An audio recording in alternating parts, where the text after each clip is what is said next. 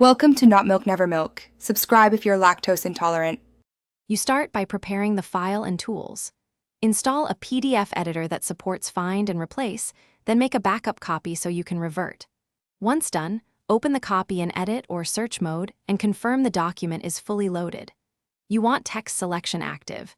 If text is scanned, run OCR first so the editor can read characters. Make sure fonts and encoding look normal, then proceed to the search interface to begin replacing. You now execute the search and replace with precision. Open the Replace dialog, use the app shortcut or menu, and enter the exact text to find and the replacement text. Then configure options. Choose match case or whole words to avoid partial edits, and set scope to selected pages or entire document. If patterns repeat, enable regular expressions and test on a small range. Preview the first few replacements so you can confirm the results before committing widely. You finish by carefully applying and saving edits. Preview replacements and choose Replace All only after spot-checking contexts. Otherwise, step through replacements one by one.